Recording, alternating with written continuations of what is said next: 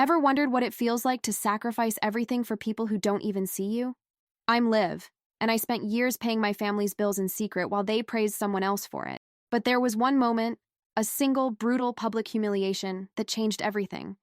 That was the day I finally snapped and told them the truth. Stick around, because you're not going to believe what happened next. I'm sitting here in my cramped one-bedroom apartment in Portland, staring at the peeling paint on the walls, wondering how I became invisible in my own family. It's funny, in a sad way, how you can pour every ounce of yourself into people who barely notice you. I always thought love meant sacrifice, that if I just gave enough, they'd finally see me.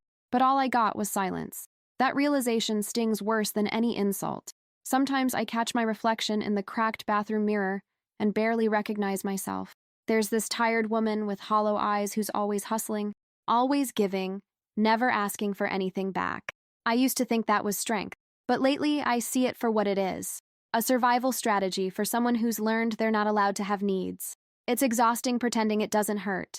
My whole life I've watched other people get the love I craved without lifting a finger. That kind of neglect doesn't show up as bruises, but it leaves scars just as deep. It's the quiet rejection that settles in your bones, makes you question your worth, makes you ask, what am I even doing this for? If you've ever felt that way, I want you to know you're not alone. I remember thinking if I just tried harder, they'd notice me. If I could prove I was essential, they wouldn't forget I existed. I bet you know that voice. The one that tells you to keep the peace, stay useful, don't make waves. That voice was my constant companion. It promised me approval if I could just stay small enough. I'm done with that now. This isn't a sob story for pity. It's an explanation. An unfiltered look at what happens when you love people who won't love you back in the way you need. I want you to understand where I'm coming from before I tell you how everything finally broke. Because you deserve to know the whole truth, not just the polished version we tell strangers at parties. My name's Olivia, I'm 29 years old, and I've lived my whole life here in Portland, Oregon. It's a city that prides itself on being weird, but there's nothing quirky about watching your family act like you're disposable. I grew up in a modest, working-class neighborhood with parents who were always struggling, but somehow found endless reserves of energy for my younger brother, Ethan. He was the golden child from day one, the kid with the sparkling green eyes and that mischievous grin everyone adored. Teachers praised him, neighbors fussed over him, and my parents practically worshipped the ground he walked on. Meanwhile, I was the quiet one, the responsible one, the kid who didn't need much and learned not to ask. We weren't wealthy, but I didn't care about money. I just wanted to feel seen. I wanted my parents to notice when I worked late to pay my tuition, or when I stayed up all night helping around the house so they wouldn't have to. But my efforts barely registered. The bar for Ethan was on the floor. For me, it was on the roof. And no matter how high I climbed, they kept raising it. I know some people hear stories like this and think it's just sibling rivalry, that I was jealous, but this wasn't about wanting his life. It was about wanting any acknowledgement that I mattered at all. Ethan wasn't the villain of my story. He was just the favorite. I can't even blame him for soaking it up. He didn't know any better. But my parents did. And if you're new here and this is already hitting home, I want you to stick around. Go ahead and subscribe so you don't miss these real stories about family, sacrifice, and finding your voice. Because if you've ever felt like the background character in your own life, you deserve to know you're not crazy for wanting more. Growing up, I was the classic invisible daughter, the kid whose achievements were expected, whose feelings were inconvenient, whose dreams were always negotiable. My parents didn't even realize they were doing it most of the time. That's the cruel part. They just took it for granted that I'd handle it. No drama, no complaints. If Ethan forgot his lunch money, I'd slip him my own. If he needed help with homework, I'd sit with him for hours. I thought that's what being a good sister meant. That unseen labor is easy to romanticize. People call you selfless. They don't see the resentment building like mold in the dark. I didn't want applause. I just wanted them to look at me. The worst part was how normal it all felt. When you're a kid, you don't have the language for emotional neglect. You just learn to keep your mouth shut, because complaining makes you ungrateful. So you swallow the pain. You tell yourself you're strong for carrying it, but all you're really doing is letting it poison you slowly. I remember telling myself I was the rock of the family, the mature one. But rocks don't get hugs. They don't get told they're loved. They just hold up the weight of everything else. That sounds noble in a Hallmark movie way, but in real life, it's soul-crushing. It's being present for everyone else's dreams while yours quietly die. If you've ever felt like you had to earn your place in your own family, I see you. That's why I'm sharing this. Not to wallow in self-pity, but to be honest about what happens when we decide we've had enough. Because at some point, even the most patient people break. And when I broke, it changed everything. It's wild how early you start noticing you're an afterthought. I remember being 8 years old, clutching a spelling bee certificate while my parents fussed over Ethan's soccer trophy.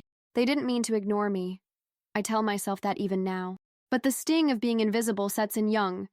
You start believing you're just less worthy of attention. Every little win felt hollow because there was no one to celebrate it. I'd tape my honor roll papers to the fridge myself, pretending it was enough. Meanwhile, Ethan got ice cream trips and new sneakers for passing math. It's 1,000 tiny cuts you learn to bandage on your own. You become an expert at shrinking yourself to fit the leftover space. I got so good at reading the room, anticipating everyone's needs before they even asked. That became my role, the fixer. If Dad was in a bad mood, I stayed quiet. If Mom was stressed, I handled chores without being told. They called me mature for my age, which is just adult speak for, you don't get to be a kid. Ethan never had to play that part. You tell yourself it's okay, that you're strong, that it's better to be needed than loved. But deep down, there's this ache for someone to choose you first. Not because you're useful, just because you exist. That's the part no one talks about when they praise you for being so responsible. They don't see the cost. If you've felt that ache, if you've ever sat in your room wishing someone would just notice you, I hope you know you're not being dramatic. That need is human. And I'm here to tell you it doesn't go away just because you pretend it's not there. I spent years trying to bury it, but it kept clawing its way back to the surface. Meanwhile, Ethan was magnetic in a way I couldn't fake. He was charming, funny, effortlessly likable, the kind of kid who made adults laugh and teachers sing his praises. Our parents loved telling stories about his antics, eyes glowing with pride. I'd stand there smiling, nodding along, pretending it didn't hurt to be forgotten in the glow of his spotlight. He wasn't cruel, just oblivious. He soaked up the attention like sunlight without noticing I was in the shade. When I did something impressive, it was expected. When he did anything, it was amazing.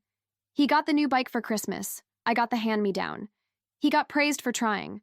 I got scolded for not being perfect. It's not like I hated him. I loved him. That made it worse. I wanted to be happy for him, and I was. But there's only so many times you can watch someone else get all the love you're starving for without it changing you. I started equating love with scarcity, as if there wasn't enough to go around, so I had to survive on crumbs. My parents swore they loved us equally. They just didn't show it equally. That's the thing about favoritism. It's rarely intentional, but it's devastatingly effective. It teaches you who's worth celebrating and who's just there to make sure things run smoothly. I was the family's safety net, never the star. If you're nodding along right now because you know exactly what that feels like, I want you to stay with me. This story doesn't stay in that dark place forever, but I need you to see where it started. Because if we don't name the hurt, we can't heal it. Years later, that role followed me into adulthood like an old scar. When my parents hit hard times, I didn't hesitate. I was making just enough at my marketing job to scrape by in my tiny apartment, but I set up those automatic transfers anyway. $500 a month at first. Quiet, anonymous, no questions asked. I told myself it was what a good daughter did, that helping them was the least I could do after all they'd done for us. But even then, I knew it wasn't really about the money. It was about buying their approval, their gratitude, hoping maybe, finally, they'd see me. Say thank you and mean it. Except they didn't even know it was me. When they asked about the mystery deposits, I deflected, suggested maybe Ethan was helping. And of course they believed it immediately, praised him endlessly for being so thoughtful. I listened on the phone, heart twisting, saying nothing, letting him take the credit. Again, part of me felt good knowing they were okay, that they had what they needed. Another part of me felt like I was paying rent to exist in their world, proving my value one payment at a time. And the worst part? Even if they'd known it was me, I wasn't sure they'd care. Not really, because I'd always be the dependable one. The practical one. I know now that love shouldn't have a price tag, but back then, I was desperate enough to pay anything, because even if I was invisible, at least I mattered in some small way. Even if no one said it out loud. My parents weren't rich, far from it. My dad worked construction in the relentless Oregon rain, coming home with calloused hands and mud-caked boots. My mom pieced together part-time teaching gigs, pinching pennies to keep the lights on. Money was always tight. There were nights we had boxed mac and cheese because that was all we could afford. They were tired all the time, and I understood. I never blamed them for working so hard, but their exhaustion didn't excuse the imbalance. It's one thing to be broke. It's another to make one child feel like the investment and the other like the insurance policy.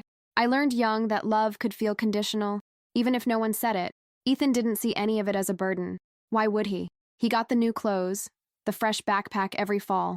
I got his outgrown sneakers with the soles peeling. When I brought it up once, Mom said, "You're so practical, Liv. You don't care about those things." As if practicality was my personality, not my survival tactic.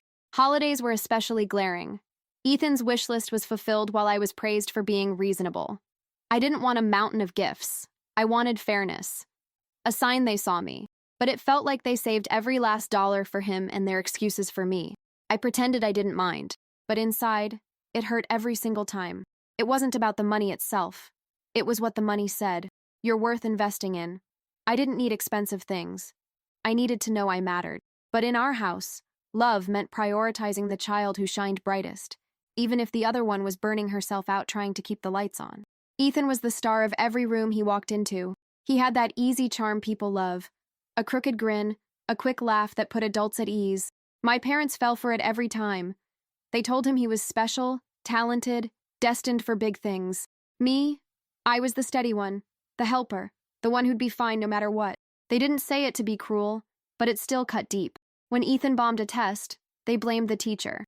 When I aced mine, they nodded absently, already distracted. If he forgot chores, he was just a boy. If I forgot, it was irresponsible. The rules weren't written down, but they were crystal clear. I learned them by heart. I remember Ethan deciding he wanted to take guitar lessons. My parents somehow found the money, no questions asked. When I asked about joining the academic decathlon team, which was practically free, they hesitated, said it wasn't a good time financially. It wasn't about the price. It was about the priority. That double standard taught me my place. Ethan's dreams deserved sacrifice. Mine needed to stay cheap, easy, unproblematic. I stopped asking. It felt safer not to want anything. That way, I couldn't be disappointed. I convinced myself wanting less was noble, but it was really just a way to protect my heart. If you grew up learning your siblings' needs mattered more than yours, you know what I'm talking about. It's not a rivalry, it's a hierarchy. And it teaches you early to silence yourself so someone else can shine. That's not love. That's neglect dressed up as practicality. Ethan had this way of making everyone feel special, even when he barely tried. He'd crack a joke and the room would erupt in laughter. My parents ate it up. They'd beam at him, ruffle his hair, tell him how lucky they were. I'd sit nearby, smiling politely, trying to disappear. You get good at fading out when no one's looking for you. He was the creative one, the talented one. Mom and Dad hung his drawings on the fridge like they were priceless art. When I brought home straight A's, they clapped distractedly before asking what was for dinner. Ethan was celebrated for potential. I was used for reliability. They needed me. They adored him. Anytime he messed up, it was endearing. Missed curfew?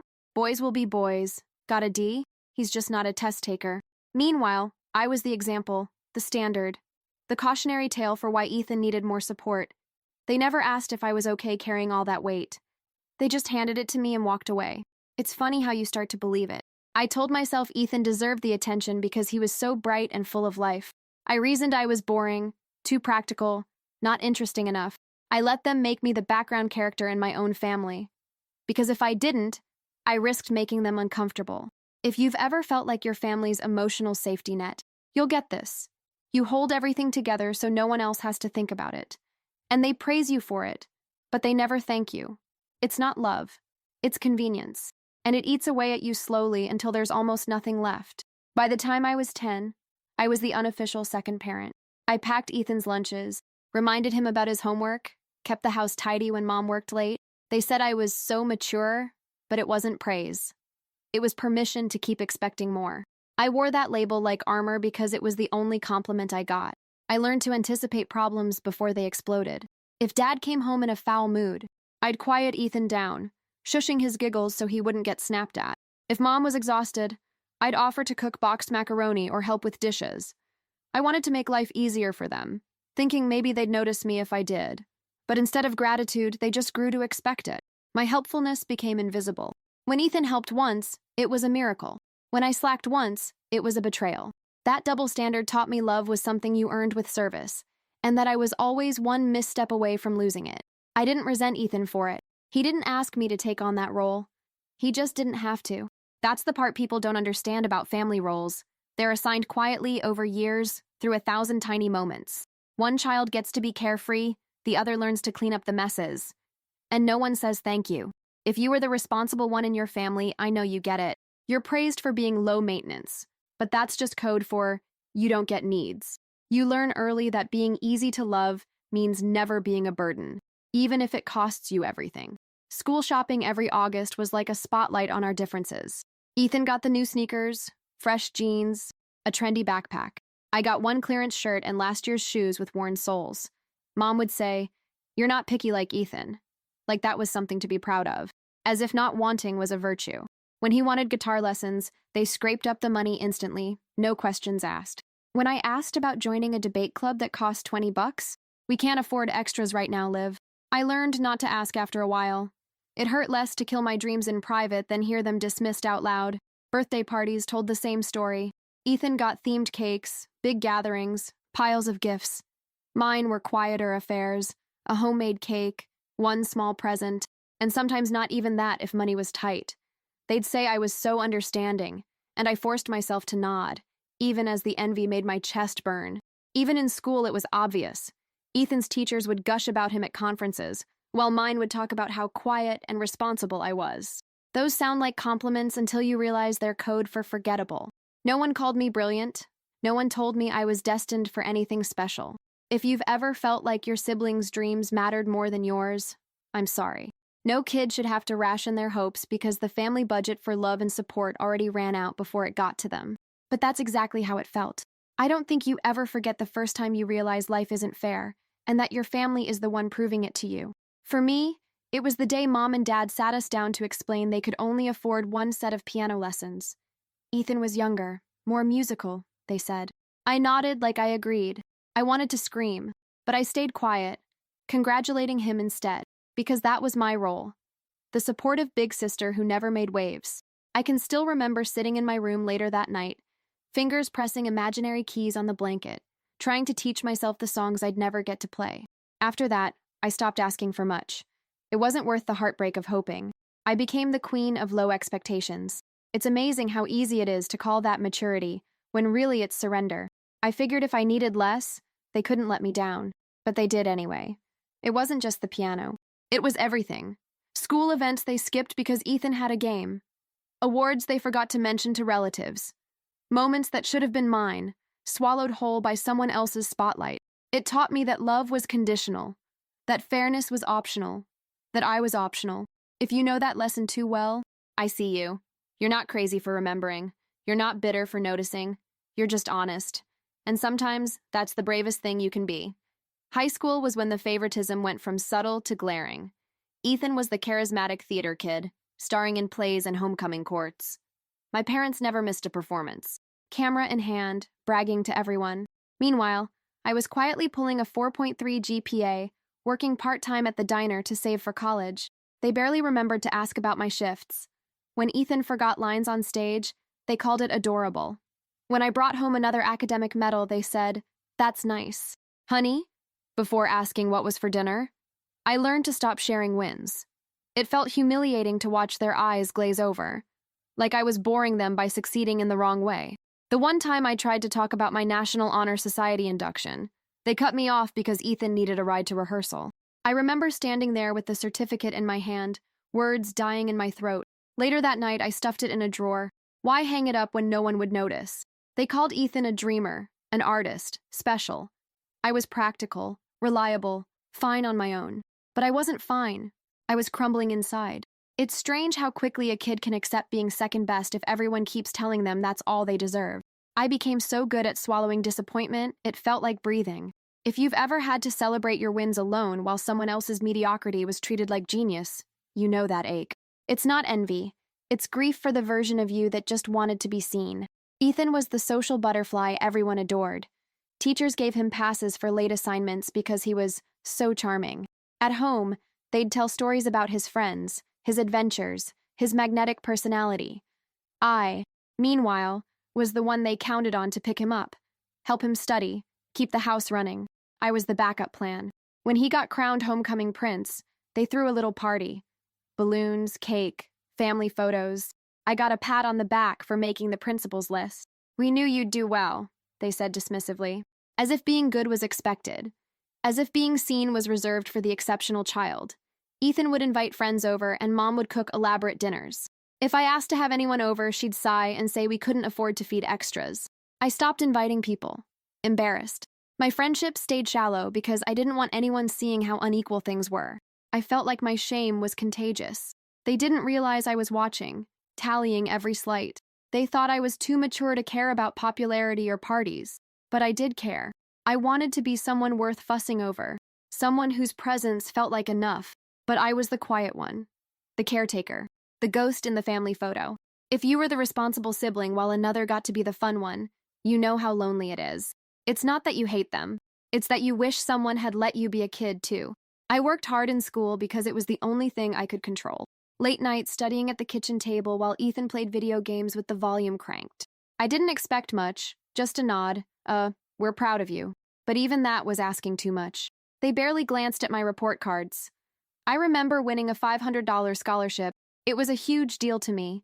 I wanted to go out for dinner to celebrate, but they told me they'd have to postpone because Ethan had a date and needed the car. I ended up eating leftovers alone, my acceptance letter in my lap. I can still see the greasy stain where a tear fell. When I brought up college plans, they said they were proud of my independence. They meant they weren't paying. I researched state schools, applied for scholarships, lined up student loans. Ethan picked an expensive art college, and they immediately started planning how to cover the full cost. No questions asked. That disparity wasn't just about money. It was about value. Ethan's dreams were the family's investment. Mine were mine alone to fund, manage, and justify. It taught me my worth was in my ability to make do with less. That wanting more was selfish, ungrateful. So I learned to want nothing. If you've ever been the kid who didn't dare ask for help because you knew the answer was no, you know that heartbreak.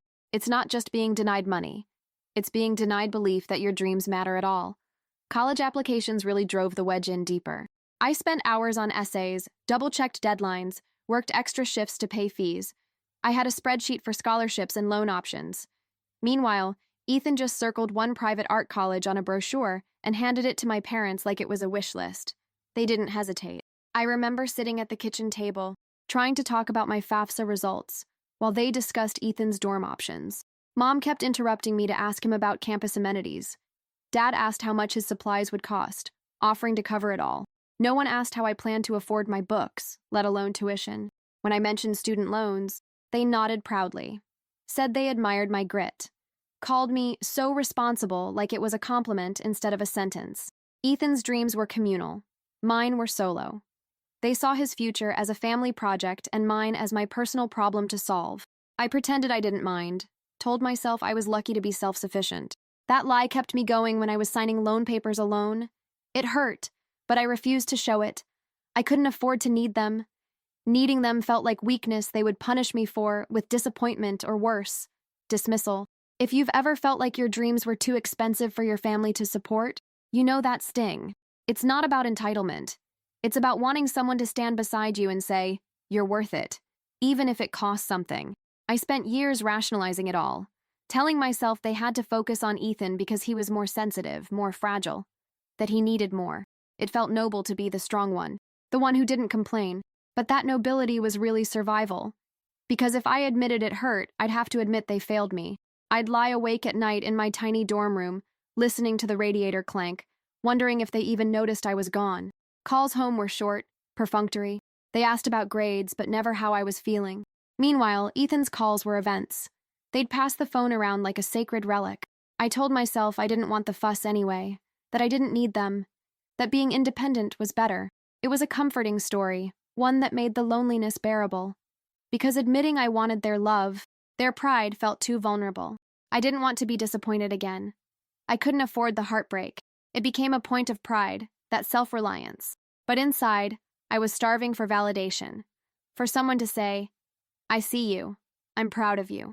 Even when I did everything right, they barely looked up. I was the dependable one, the uninteresting one, the one they assumed would always figure it out alone. If you've told yourself those same lies just to get through, I understand.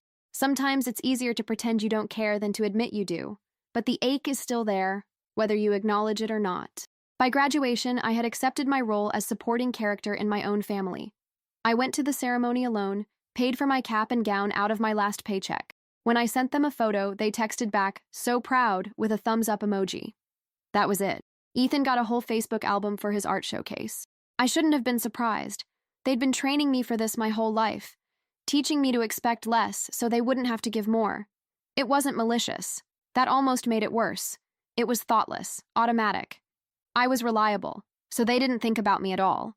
You can't be disappointed in someone you forget exists. I watched friends hug their parents at graduation, saw moms cry with joy, dads shaking hands proudly with professors. I kept my distance.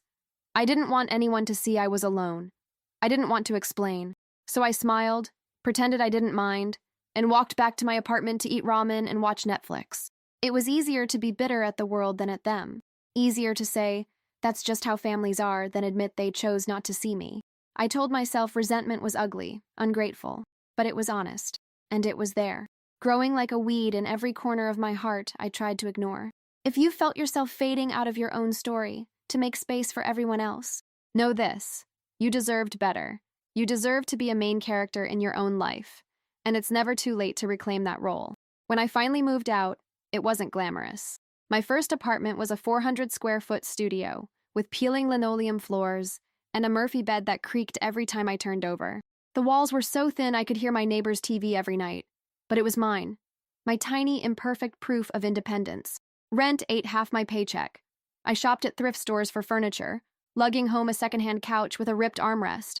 My coffee table was one I built myself from a $15 kit, wobbly legs and all. I clipped coupons for groceries, stretching meals with rice and beans. I learned to live small because I had no choice. I didn't ask my parents for help. That felt like cheating at the whole "I don't need you" game I was playing with myself. Instead, I worked late nights, took freelance gigs on weekends, anything to make ends meet. I was determined to prove I could do it alone, that I didn't need their investment to be worth something. Even then, I craved their approval. I wanted them to ask how I was settling in, to visit, to see the cramped space I'd made a home, but they never did. When I called, they were distracted, talking about Ethan's art shows or Mom's tutoring gigs. I'd hang up feeling smaller than my little apartment. It's funny how you can be so fiercely independent while still aching to be claimed. I wanted them to say, "We're proud of you for making it work," but they didn't see the struggle. They didn't see me at all. So I learned to swallow that longing and called it strength. I threw myself into work like it was salvation. Marketing wasn't glamorous, but it was stable. I stayed late, took on extra projects, smiled at clients who didn't deserve it. I became the reliable one at the office, just like at home. It was the only role I knew how to play. My boss loved me for it. My body hated it. Lunch was always leftovers. Dinners were canned soup or discount pasta.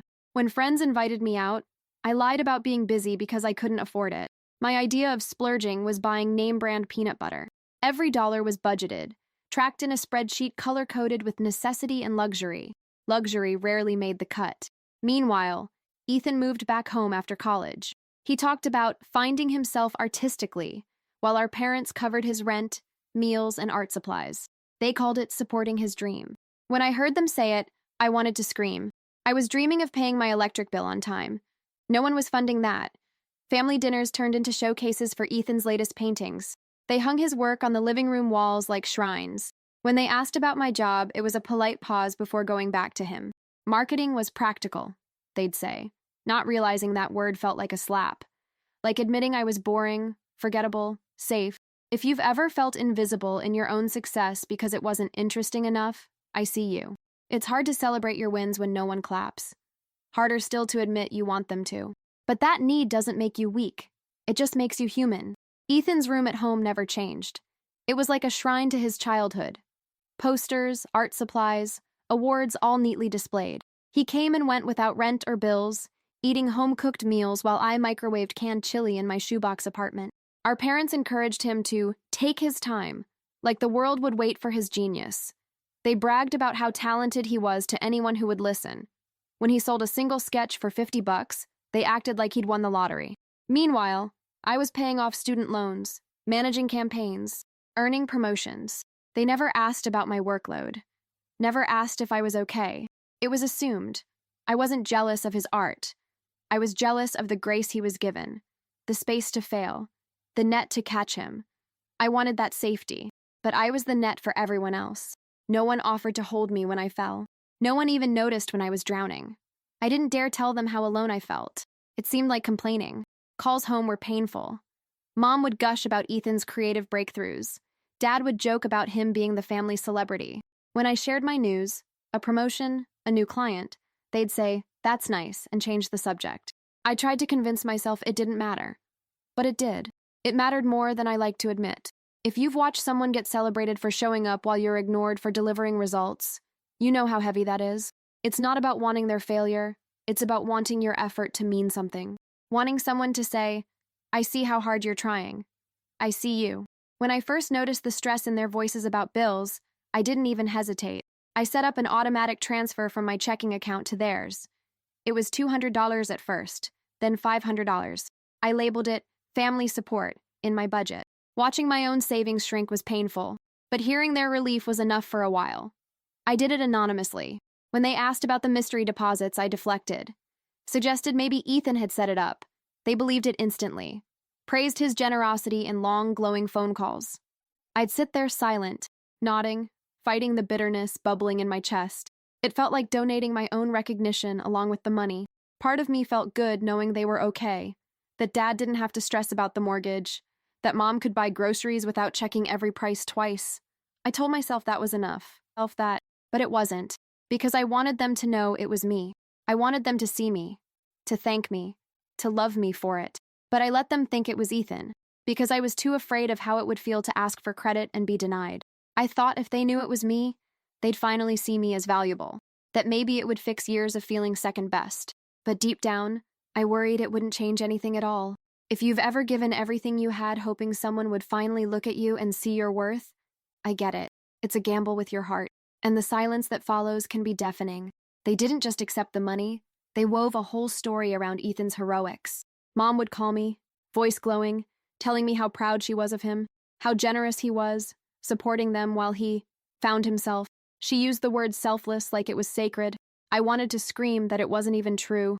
I'd listen, phone pressed to my ear, heart hammering with anger and hurt. And I was the one skipping meals to save money, the one living in a drafty studio with no heat. He was buying art supplies with their cash and getting praised for helping pay the bills. It felt like a cruel joke I'd told on myself. At family dinners, they'd toast to Ethan's thoughtfulness. Dad would pat his back proudly. No one thought to ask me how I was affording my apartment, how many nights I went to bed hungry. I just smiled, helped clear the dishes, and swallowed the resentment that threatened to choke me. Because what else could I do? Admitting it felt petty, like I was jealous. But it wasn't about the money or the praise. It was about wanting the truth to matter, wanting someone to notice I was sacrificing so much just to make them comfortable. But honesty felt dangerous in a family that needed its myths more than it needed me. If you've ever let someone else take credit for your hard work because calling it out felt too risky, you'll understand. It's like erasing yourself on purpose, and you start to wonder if you even existed at all. Despite everything, I kept sending the money, month after month, even as the amounts grew bigger, even as my own life shrank to fit the budget. I told myself family was everything, that this was loyalty, that love meant sacrifice. It was a mantra I repeated to justify the exhaustion carved into my bones. I couldn't tell anyone, not my coworkers, not my friends, not even James, the guy I was dating who kept asking why I seemed so tired, so distracted. I'd brush him off, say I was just busy. Because how could I explain that my paycheck wasn't even mine, that I was buying my parents' survival at the cost of my own sanity? Every time I heard them talk about Ethan's help, my chest tightened, but I stayed silent. Loyalty was supposed to be quiet, wasn't it? I thought real love didn't need acknowledgement. That wanting credit was selfish. I punished myself for even wanting a simple thank you, for wanting to be seen. But inside, the frustration festered. The loneliness thickened. I was paying for their stability while watching them build Ethan up like a saint. They didn't just ignore my efforts, they used them to feed the myth of his goodness. And I was complicit, because I let them, because I was too scared to break the illusion. If you've ever felt torn between protecting the people you love and protecting your own heart, I see you. It's the hardest line to walk. And sometimes, you don't realize you're lost until you're too far gone to see the way back. The day everything cracked wide open was Ethan's 25th birthday party. Our parents went all out, A backyard BBQ with fairy lights, fancy catering, a huge cake with his face printed on it. I stood there feeling like an outsider in my own family, watching them beam at him like he'd hung the moon. It was supposed to be a celebration. It felt like a funeral for my patience. I didn't have much to give. After paying my rent and sending them $5,000 that month, I had $60 left. I bought him a simple frame from a discount store and stuffed the last of my cash inside. It wasn't grand, but it was everything I had. I wrapped it carefully in leftover Christmas paper, hoping he'd at least see the thought behind it. As the gifts piled up, expensive art supplies, gift cards, designer clothes, I felt my cheeks burn. My little package sat at the bottom like a joke. When Ethan finally opened it, he smiled politely, thanked me quietly. For a moment, I thought I'd dodged the worst of it. But then Dad picked up my card, reading the amount out loud like it was an insult. "You only sent $60? He boomed, the words cutting the summer air in half. He looked at me with that mixture of disappointment and disgust that I knew too well. The whole yard went silent. Dozens of eyes turned to me, some embarrassed, some pitying, a few openly judging. I felt naked, humiliated, like a charity case crashing someone else's party. And then he said it, loud enough for everyone to hear. "Your brother sends us $5,000 a month while you can't even afford a decent present." I felt something in me snap. Years of swallowing my hurt, of letting them write me out of my own story. All of it boiling over in that single moment under the cheap fairy lights. They didn't see the irony. My parents praised Ethan for supporting them with money he didn't send. Money I'd scraped together by skipping meals, living in squalor, working 2 jobs. He never corrected them. Never once said, "Actually, that wasn't me." He just smiled that golden boy smile. The crowd ate it up. As the gift ceremony went on, my package was the only one that drew laughs. Nervous chuckles, pitying smiles, whispered apologies no one meant. I felt like I was 12 again, wearing his hand-me-down shoes to school shopping. Like I was always meant to come up short so he could look better by comparison. They toasted to him later, to his success, his generosity, his bright future. I stood at the edge of the crowd, plastic cup in hand, pretending to drink, watching them beam at the wrong child. My child self wailed inside me, begging them to see me just once. Adult me just bit my tongue until it bled. When Mom hugged Ethan and called him their saving grace, I almost laughed. I wanted to scream. Tell them it was me, that I'd given up everything so they could keep the lights on, that my entire life had been one long exercise in making them comfortable while they ignored me. But I stayed silent a moment longer, because the truth was, even then, I wasn't sure they'd believe me. I wasn't sure they wanted to know. They needed Ethan to be the hero, and they needed me to stay quiet and practical so the story made sense. And I was so tired of playing my part. Dad's voice cut through my thoughts, dragging me back. "Honestly, Liv, you should be ashamed," he said, shaking his head for the entire family to see, like I'd embarrassed him, like my existence was a stain on their perfect party. The words hung heavy in the warm air, thicker than the smell of barbecue smoke. He didn't see the tears gathering in my eyes. Or maybe he did and didn't care. Mom just looked at me with tight lips, her arm still around Ethan. No one stepped in. No one said, "That's enough." It was open season on me. A spectacle for the relatives. Their whispers felt like nails hammered into my spine.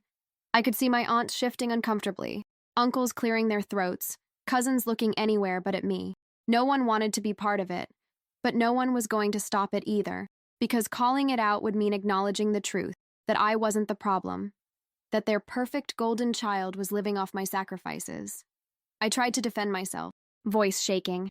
"That money, it was me." But Dad's face twisted in disgust. "Don't lie to make yourself look good," he snapped, waving me off. My words died in my mouth. The truth had no place there. Their narrative was too convenient to question. If you've ever been humiliated by the people you love most, you know that burn. It's not just embarrassment, it's betrayal. It's realizing that no matter how much you give, they'll always see you as less. And in that moment, I knew I was done. My hands were trembling when I finally forced the words out. "I've been sending that money for 3 years. It felt like vomiting up poison I'd swallowed too long. The yard went silent. Even the cicadas seemed to hush, waiting for the explosion. I met Dad's eyes, daring him to see me for once. He didn't blink. He just scowled deeper. "Stop lying, Liv," he spat, voice sharp enough to cut me in half. "We know who's been helping us." Mom wouldn't even look at me. She tightened her grip on Ethan's arm like she was protecting him from me, from the truth I was trying to set free. Relatives shifted uncomfortably, glancing at each other. No one spoke up for me. No one asked for proof. They just watched, like it was good theater. I felt like I was on trial with no defense attorney, no jury that cared. I'd spent 3 years starving so they could be comfortable, and they were calling me a liar. I can show you my bank records. I tried, voice cracking. Dad sneered. Save it. We don't need your fake evidence. That was the nail in the coffin. The final sign that the truth didn't matter. They had chosen their hero, and they had chosen their scapegoat, and nothing I did could change that. If you've ever had your truth rejected by the people who should have protected you, you know that emptiness. It's like falling into a hole with no bottom. I realized then I wasn't just invisible, I was expendable, and they were never going to save me. I stood there for a moment longer, the weight of 30 pairs of eyes on me. My heart was pounding so hard I thought it might break my ribs. Every breath felt sharp, like I was inhaling glass. I looked at Ethan, silently begging him to speak up, to end it. But he just looked away, eyes darting to the ground. Mom finally hissed, "Stop ruining his party." Like I was the problem. Like my truth was an act of violence against their precious celebration. I felt my legs shaking, but I forced them to move, forced myself to turn around and walk away before the tears fell, before they could see me break completely. I don't remember the drive home, just that I was gripping the steering wheel so tight my fingers ached. My apartment was dark when I walked in, the silence somehow louder than the party had been.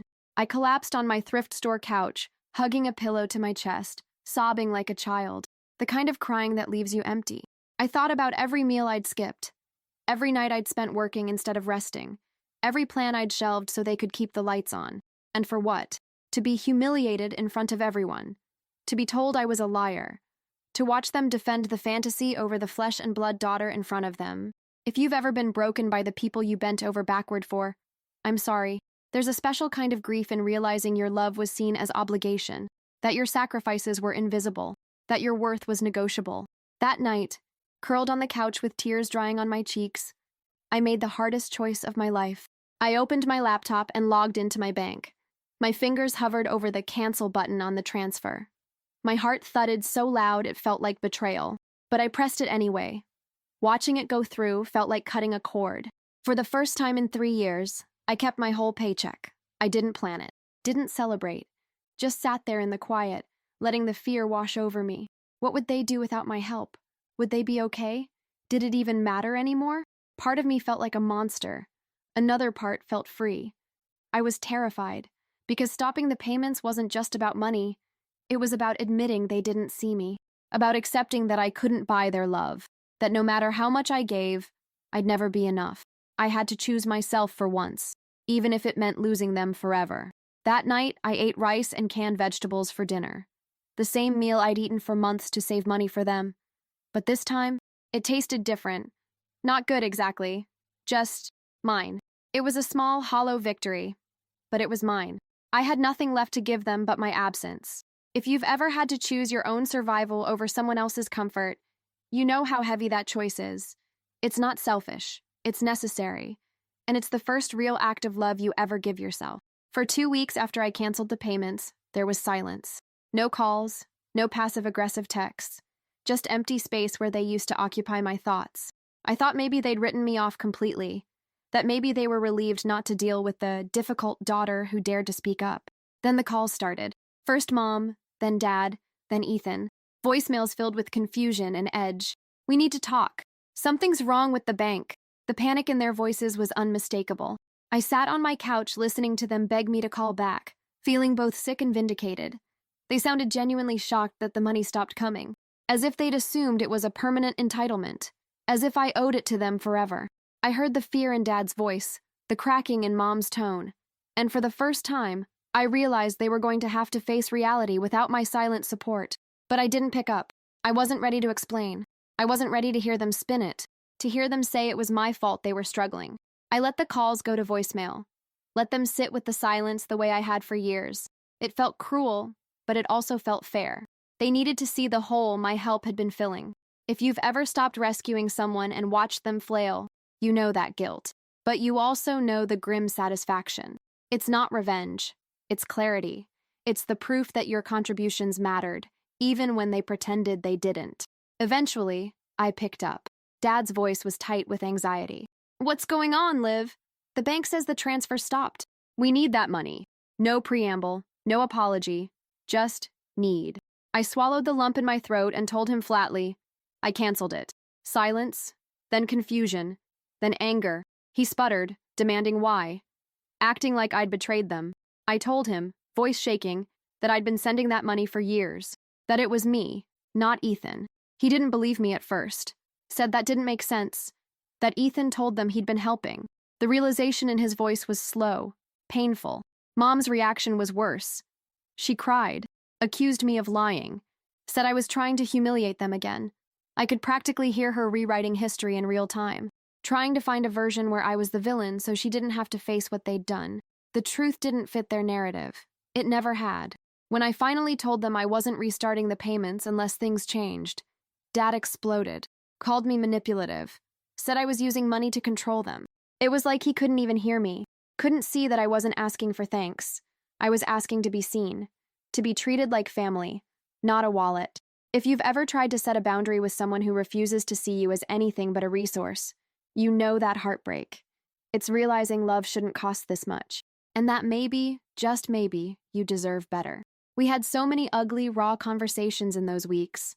Calls that ended with slammed phones, messages full of guilt trips. Mom would cry about losing the house.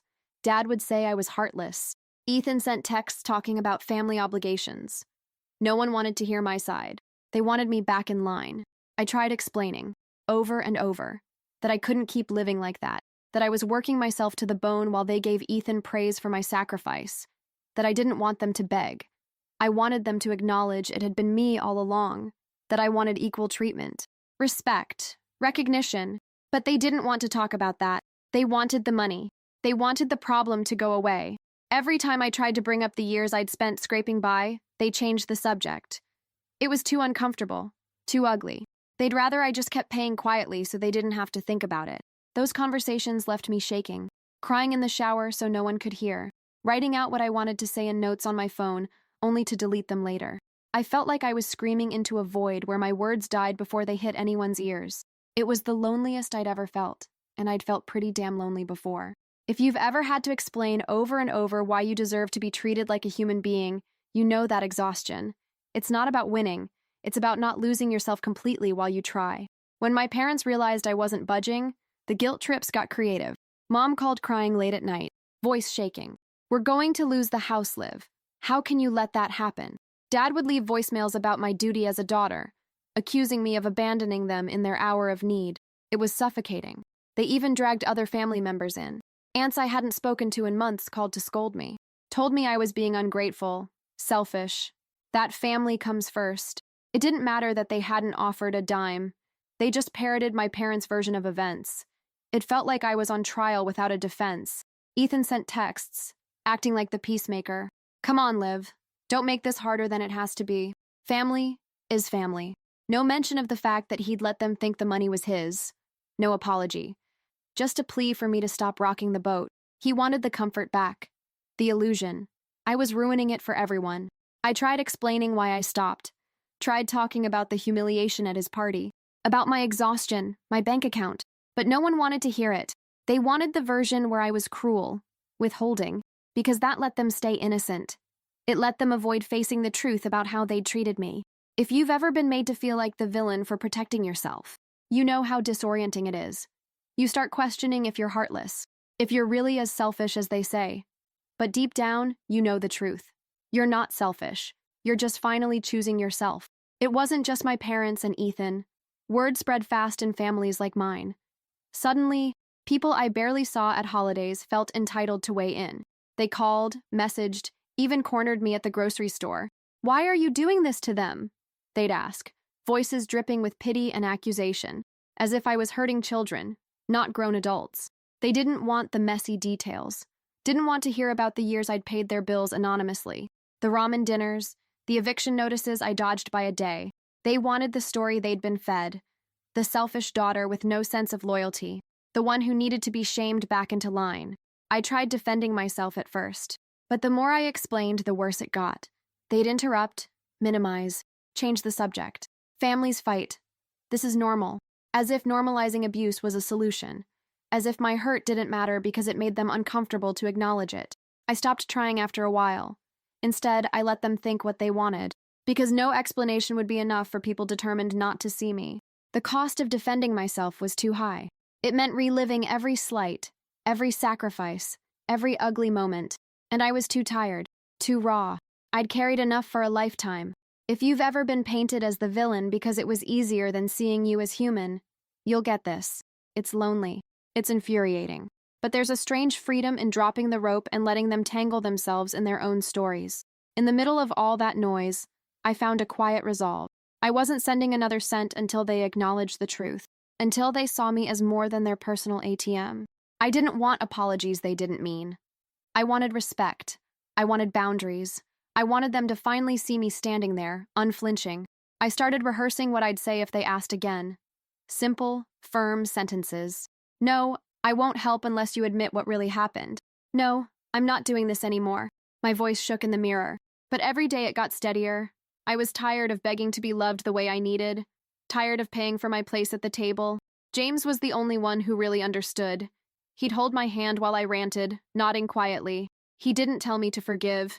He didn't tell me to cave. He just reminded me that I deserved better. That wanting acknowledgement wasn't manipulation. It was humanity. It was the bare minimum. The next time my parents called, I told them calmly, "I'm not sending anything else until things change." Dad shouted. Mom cried. Ethan texted me walls of disappointment. But I didn't waver. I hung up. I put the phone down. And for the first time in my life, I didn't feel guilty about it. If you've ever drawn a line in the sand and refused to cross it, you know that fear. But you also know the power in it. Boundaries aren't walls to keep people out. They're doors you close to keep yourself safe. And I was finally locking mine. It didn't take long for reality to set in after I stopped the payments. Their bills started piling up. Dad's construction hours weren't enough to cover the mortgage. Mom took on more tutoring students, working late into the night. Ethan was suddenly very quiet at family dinners. The tension was palpable, even over the phone. They tried to hide it at first, pretended everything was fine. But you can only cover so many late fees and cut so many corners. I heard the strain in Mom's voice, the frustration in Dad's sighs. Ethan stopped talking about new art supplies. The glow of that effortless golden child routine began to fade in real time. They started selling things. Mom's antique jewelry, Dad's tools, Ethan's fancy art desk. I didn't gloat. It hurt to hear. I didn't want them to suffer. I just wanted them to face the truth, to see the gap I'd been filling for so long, to understand that what I gave them had value, that I had value. Meanwhile, I was learning how to breathe again. For the first time in years, my paycheck was mine. I bought fresh vegetables instead of canned, paid bills on time without panicking. I even bought new shoes, small luxuries that felt like rebellion. Freedom tasted simple and sweet, like the first good meal after starving. If you've ever watched people finally see the cost of your help, you know that bittersweet relief. It's not satisfaction in their struggle, it's validation, proof that you weren't crazy, that you were holding up more than they ever acknowledged. Ethan's adjustment was the hardest to watch. He'd always floated through life on charm and talent. But with the safety net gone, he had to get real. He applied for a graphic design job at a local firm, grumbling about interviews and commutes. For the first time, he was waking up to an alarm clock every day. Mom bragged about how responsible he was being, like it was a brand new revelation. Meanwhile, I bit my tongue. Part of me wanted to say, "Welcome to adulthood." But I didn't. I just listened, quietly proud that he was finally shouldering some of what I'd carried for years without fanfare or applause. He started paying rent, chipped in for groceries, complained about taxes. I almost laughed the first time he said, "Money just disappears." I wanted to tell him about nights choosing between electricity and food, about crying over overdraft fees, but I didn't. Some lessons you have to learn firsthand. Our dynamic changed. He stopped being the golden child and started being a person. He texted less about his art and more about work stress. He apologized for being distant, for not understanding. It wasn't enough to erase everything, but it was a start. For the first time, our conversations felt real, honest. If you've ever watched someone finally carry their own weight, you know it's complicated. There's anger, yes, but there's also relief. Because maybe now, they'll understand what you've been trying to say all along. It wasn't quick. It wasn't easy. But eventually, the calls started changing. They were less about demands and more about checking in. Mom's voice was softer, less frantic. Dad paused before speaking, choosing his words more carefully. It felt awkward at first, like we were strangers trying to learn each other's language. One night, they invited me over for dinner.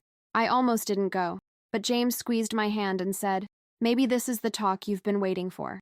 So I went. I sat at their table, the same one I'd grown up at, my stomach tight with dread. But instead of accusations, there was silence. Then Dad cleared his throat. He looked at me for a long time before saying, "We were wrong." Simple words, but they hit like a freight train. He talked about the party, about the years of not seeing me. Mom started crying halfway through. She said she'd taken me for granted, that they'd leaned on me too hard because I never complained, that they were sorry. It wasn't a perfect apology. There was stumbling, defensiveness at times, but it was real, honest in a way they'd never been before. For the first time, I didn't feel like I was begging to be heard. They were listening, really listening. It felt like breathing fresh air after years underground. If you've ever gotten the apology you thought you'd never hear, you know how strange it is. It doesn't erase the past, but it softens it. It's a door cracked open where you thought there'd only be walls. And for the first time in years, I walked through. A few weeks later, they asked me to come to another family gathering. I almost said no. The memory of Ethan's birthday humiliation still burned hot in my chest. But Mom insisted, said they had something they needed to do. So I agreed, heart pounding, rehearsing ways to leave early if it went south. The backyard felt smaller than before. Fewer decorations, less laughter. When dinner was done, Dad stood up and tapped his glass. My stomach turned. The hush was immediate. I felt every eye on me. I braced for the worst, fingers digging into my palm, but Dad's voice broke when he started talking. He told them about the payments, about the years I'd kept them afloat. He admitted he'd misjudged me, that he'd humiliated me at Ethan's party for something he didn't even do. His voice cracked as he said, "Liv was the one keeping this family together." I couldn't move, couldn't speak, just sat there, shaking. Mom spoke next, eyes red. She said she was sorry for not seeing me, for assuming I'd be fine on my own. She called me the strongest person she knew. The words felt heavy, landing hard on old wounds, but they felt real, like salve on a burn that had never healed right. I let them wash over me. If you've ever dreamed of hearing the truth spoken out loud, you know the mix of emotions. Relief, sadness, anger for how long it took, but also gratitude, because acknowledgement is the first step towards something like healing. And for the first time, I felt like maybe we had a chance. After that night, things didn't magically fix themselves, but they changed. Conversations became more careful.